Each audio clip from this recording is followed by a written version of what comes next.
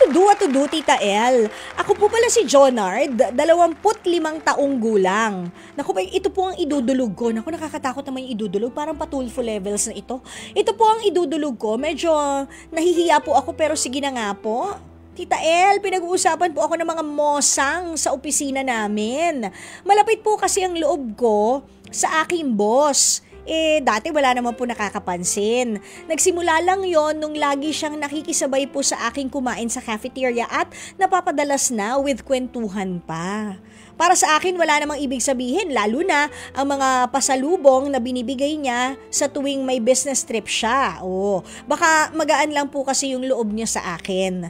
Hiwalay po kasi si ma'am sa kanyang asawa, kaya siguro nagkakaroon po ng mali siya. 15 years po ang agwat ng edad ni ma'am sa akin.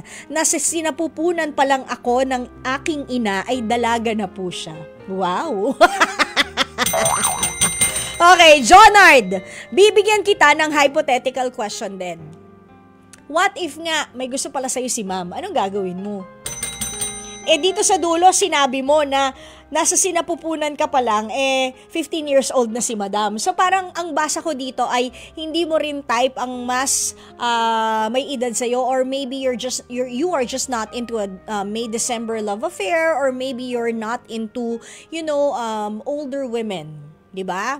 So, paano nga kung may gusto nga kaya sa'yo si madam? Anong gagawin mo? Hindi ba? Pero, bago mo isipin yan, ayaw kitang praningin. Kasi baka nga natutuwa lang sa'yo si madam. Baka ang tingin lang sa'yo, baby brother, di ba? Alam mo yung mga mosma na yan, yung mga mosang na yan sa opisina, hayaan mo sila, mamatay kayo sa inggit.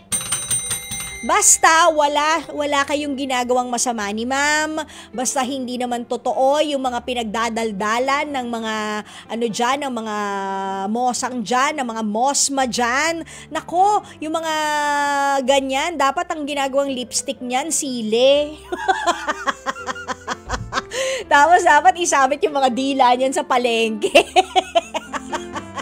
Gawin na nating lengwa, di ba?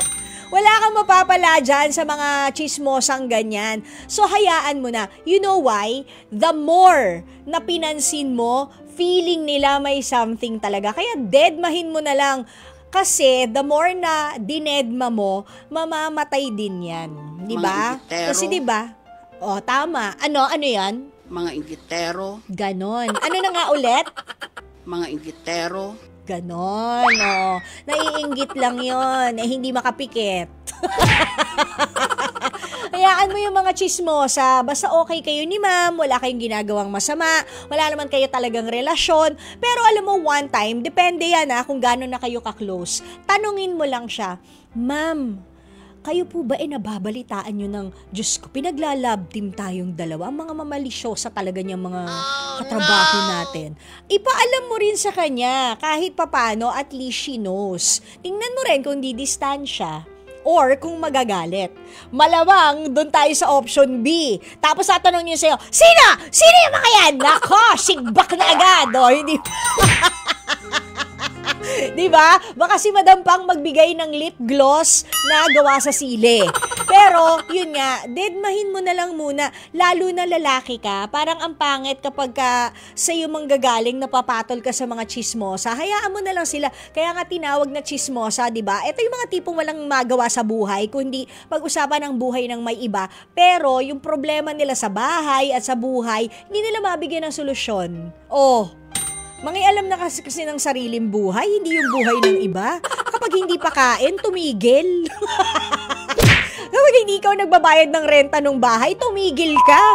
Diba? Ang sarap kasi talaga pag-usapan minsan ng buhay ng may buhay, Pero, eto po sa mga chismosa. Sana nare-realize nyo rin na yung mga pinagkakalat nyong mali, yung mga pinagkakalat niyong chismis ay bukod sa nakaka-offend, maaaring makasira ng buhay ng iba. Diba? Malay mo, pamilyado to si Jonard, wala namang sinabi, diba? Kung may asawa siya o wala. Diba?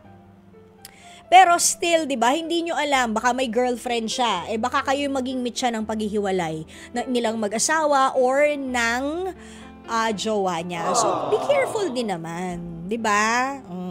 Okay? Nasaan na yung sile? Okay, John Ard, sana kahit pa paano nakatulong. Mga kapatid, dito tayo sa totoo. O, yan yun yung boses. Pagbigyan nyo na, minsan lang naman yan. Siyempre, dito tayo sa True FM, hindi ba? Like, share, subscribe, follow ang ating mga social media accounts, ha? At True Network PH. Yun lang ang keyword na hahanapin nyo. TrueNetwork PH. O, like, share, follow, subscribe para bongga talagang level sa atin. Sa FB, sa IG, sa X na dating Twitter, sa YouTube and TikTok, pati na rin sa mga podcast.